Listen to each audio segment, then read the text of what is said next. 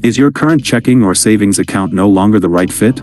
You can switch your Bank of America account to a different type, often without opening a brand new account. Welcome back to Guide with Samuel. The easiest way is to visit a Bank of America branch.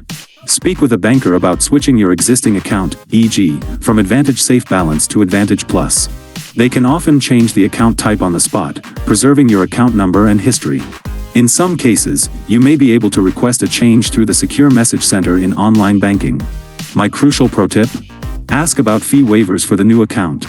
When you switch, explain your situation to the banker. They may be able to offer a temporary or permanent waiver of the monthly fee for the new account type, especially if you're consolidating accounts or bringing over new funds. Align your account with your current financial needs without starting from scratch. What would make you switch your checking account type? Lower fees or different features? For more guides on optimizing your banking, hit subscribe. Thanks for watching. I'm Samuel, and I'll see you next time.